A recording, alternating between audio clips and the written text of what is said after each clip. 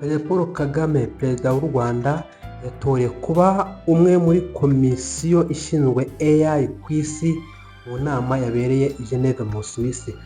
Turaza kureba amwe mu magambo yavuze yatunguye abantu benshi. Ese wari uzi ko u Rwanda ari mu bihugu bya mbere ku isi rukoresha ikoranabuhanga nka AI mu burezi, mu buzima ndetse n'ahandi? Ndabashimiye ko munteze amatwi. Uyu munsi rero tugiye kuganira ingingo nziza cyane y'umunsi. Nanze kurara ntabagejejeho aya makuru meza cyane, meza ku Rwanda ndetse no kuri Afurika, biciye mu muyobozi wacu dukunda, Perezida Paul Kagame. Perezida Paul Kagame yashyizwe ku mwanya wa chairperson cyangwa se umuyobozi wungirije wa AI mu kigo cya AI for Good Global Commission, komisiyo mpuzamahanga yashyizweho n'umuryango w'abibumbye UN binyuze muri ITU, igamije guteza imbere ikoreshwa ry'ubwenge buhangano AI mu nyungu z'abantu bwite. Ahangaha rero Perezida Paul Kagame yatowe muri iyo komite ya AI ku rwego rw'isi. Rero Perezida Paul Kagame rero akimara gutorwa, ntibyabereye muri ya nama yabereye i Geneve mu Busuwisi. Perezida Paul Kagame hari ubutumwa yatanze nyuma yo gutorwa rwose nk'umuyobozi, yaje urebye ahagarariye Afurika ndetse n'u Rwanda muri rusange ku kintu kijyanye na AI. AI rero abenshi ntabwo basobanukiwe icyo ari cyo. Mu ndimi z'amahanga ni artificial intelligence cyangwa se ubwenge buhangano mu Kinyarwanda. Iyi ngiyi ni imwe ikoreshwa mu bijyanye n'ikoranabuhanga rifasha kumva neza no gusobanukirwa ikintu ushaka ushobora kubaza, kuko AI iza mu buryo bugiye butandukanye bukoreshwa. Reka twigarukire ku magambo. Hari ingingo eshatu nziza zikomeye kandi yavuze, abantu bari muri iyo sare bose bakoma amashyi Perezida Paul Kagame akimara gutorwa muri iyo komite ishinzwe AI ku rwego rw'isi, cyangwa se mu icyo bita AI for Good Global Commission. Hari ingingo eshatu rero Perezida Paul Kagame w'u Rwanda yavuze. Ingingo ya mbere yavuze ngo iyi AI tugomba kongera ishoramari mu bikorwa remezo by'ikoranabuhanga. Wumva nk'umuntu uhagarariye umugabane wa Afurika cyangwa se u Rwanda muri rusange ari muri iyo komite, agomba guhabwa ijambo. Aravuga ati kongera ishoramari mu bikorwa remezo by'ikoranabuhanga. Aho ngaho yasesenguye avuga ko internet yihuta cyane, ikindi ngomba kwihutirwa cyane kugira ngo AI ikoreshwe, ariko hagomba kuba hari internet yihuta cyane. Ikindi yavuze ngo ibigo bibika amakuru, ibyo bigo bibika amakuru cyangwa se amakuru atangazwa muri AI bigomba kurebwaho cyangwa se kugenzurwa. Ndetse ngo n'amashanyarazi, kurabizi ko AI ntabwo ushobora gukora ibyo by'ikoranabuhanga tudafite amashanyarazi. Aho uraza gusanga ho mu Rwanda ho biroroshye, ni umuturage wese cyangwa se buri rugo rwose rugomba gutunga amashanyarazi cyangwa se kuba afite umuriro. Aha rero ku ingingo ya mbere yavuze ngo kugira ngo AI ibashe gukoreshwa neza, ubundi kugira ngo AI ikoreshwe neza ugomba kuba hari internet yihuta, ibigo bibika aya makuru bigomba kuba bigenzuwe neza, ndetse hari n'amashanyarazi. Urumva ko mu bijyanye rero n'ikoranabuhanga bigomba kuba byubahirijwe neza cyane. Indi ngingo ya kabiri yavuze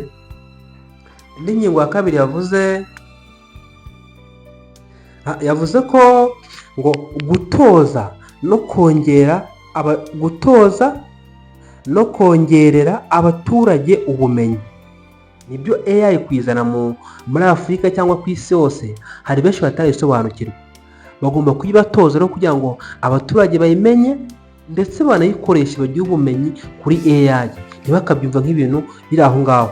Yakorera ngo cyane cyane urubyiruko, Banyarwandakazi, aha kantu mukumve neza, cyane cyane urubyiruko urubyiruko ruri gushishikarizwa cyane gukoresha iri koranabuhanga, ubwenge buhangano, biciye kwa dufite interineti yihuta yabivuze, kwa dufite amashanyarazi, kwa dufite ibintu bigiye bitandukanye, kugira ngo urubyiruko rugiremo uruhare rwo kugira ngo Afurika itaba umukoresha wa AI gusa, ahubwo ibe n'uyikora kandi uyihanga.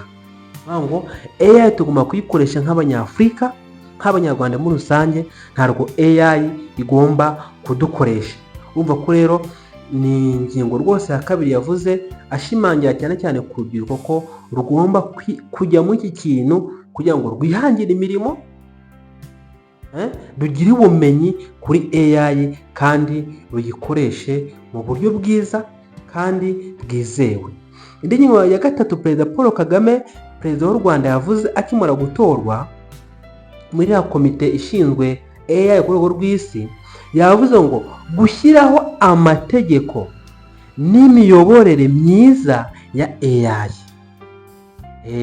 Tubizi ko ibintu byose iyo bije bigomba kuba bifite amategeko ngenderwaho, baba bifite uburyo ki bicungwamo, uburyo ki bikurikiranwa. Aha rero hagomba gushyirwaho amategeko n'imiyoborere myiza ya AI kugira ngo ikoreshwe mu mucyo no mu mutekano no mu nyungu za bose. Nuko bigomba kuza, hagomba gushyirwaho amategeko ya AI, kuko hari abantu bakoresha AI bakakoresha mu bintu bitari byiza. Hagomba gushyirwaho amategeko kugira ngo rero ibi bintu bikorwe neza kandi bifite gahunda. Kuko turabizi ko nko mu Rwanda ho rwose ikintu cyose kiri mu Rwanda gifite itegeko rikigenga. Urumva ko rero uyu Perezida Paul Kagame akimara gutorwa muri iyi nama yabereye i Geneve mu Busuwisi, yavuze amagambo meza cyane kuri izi ngingo eshatu tumaze kureba. Ariko mbere y'uko asoza hari akantu yashorejeho.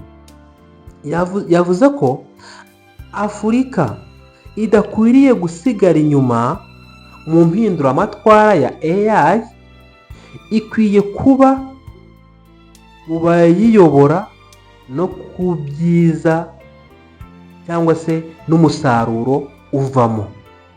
Ngo Afurika igomba kumva impinduramatwara cyangwa se ikagendana n'igihe tugezemo, kugira ngo twere gusigara inyuma, twere no kugenda imbere cyane ngo dusige abandi, ahubwo tube turi ahantu hagati na hagati kandi ibintu bigende neza. Ahangaha rero kwa Perezida Paul Kagame yatowe, azafatanya kuyobora iyi komisiyo bita Mark Benoff, ni umuyobozi mukuru wayo, ariko Perezida Paul Kagame nawe ari muri iyi komite. Turebye hari ibintu bindi yagiye agarukaho, cyane cyane yavuze ku rubyiruko ko rugomba gukoresha AI mu buryo bwiza kandi bwizewe, bakihangira imirimo bakoresheje AI, kuko AI nayo ni nziza mu buzima busanzwe. Ikindi yagarutseho ni ibikorwa remezo rwose, twayibonye muri za ngingo eshatu yavuze. Ibikorwa remezo agomba kubakwa iminara, interineti ikihuta cyane. Iyo urebye mu Rwanda mu bigo by'amashuri interineti irihuta mu buryo bwose. Usanga gukwirakwizwa mudasobwa, yabivuze rwose ko bigomba kuza mu bintu bigomba kwihutirwa kugira ngo bishyirwe mu bikorwa. Hariho ikindi yavuze ngo impano z'abanyeshuri cyangwa se z'abana bacu tugomba gutezwa imbere. Rero urubyiruko twihangira imirimo, dushore ubwenge bwacu dufite kugira ngo tubyaze umusaruro iyi AI. Ni byiza ko Perezida Paul Kagame yabaye umwe mu bayobozi rero bayishinzwe, urumva ko nako tugomba kubyungukiramo kugira ngo bigende neza cyane. Kubaka ibikorwa remezo mu Rwanda ni ibisanzwe, hari kubaka ibintu byinshi bigiye bitandukanye. Mu minsi yashize hubatswe stade, iriya stade rwose irimo AI idasanzwe, uburyo budasanzwe. Urumva ko ibintu byinshi birimo biraza biza mu Rwanda kugira ngo tubikoreshe neza. Ikindi yavuze ngo AI agomba gukoreshwa mu buvuzi. Ahangaha Health Intelligence Center mu Rwanda harimo hakoreshwa AI mu bijyanye n'ubuvuzi, kuko abanyabuzima bari guhugurwa ku bijyanye na AI ariko mu rwego rwo kuvura.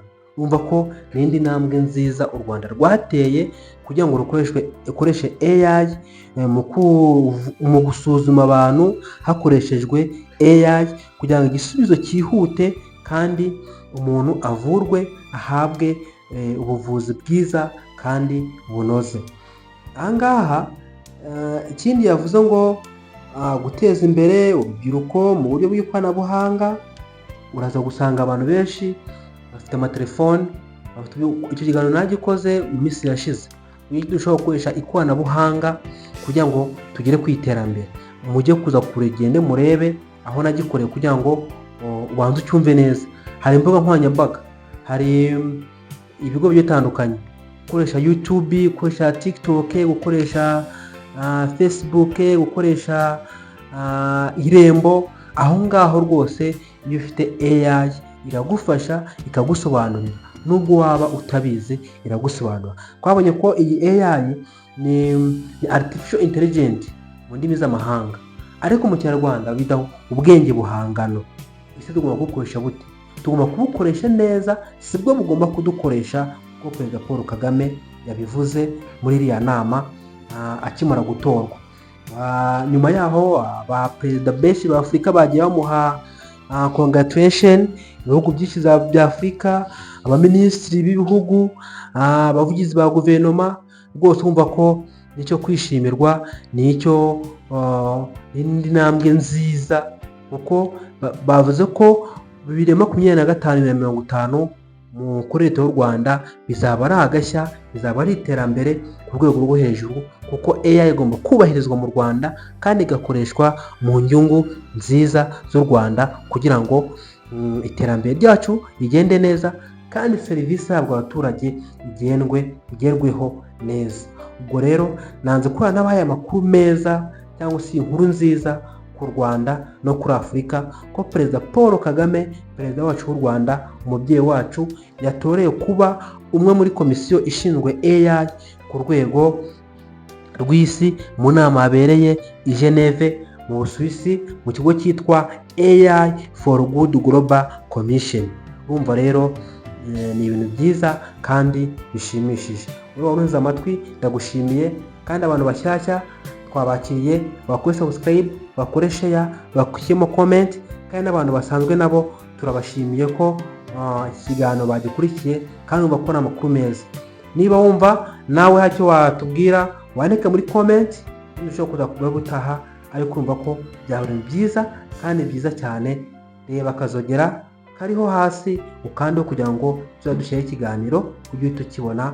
Bose ciao ciao, Imana y'umugisha, tuzasubira mu biganiro bitaha.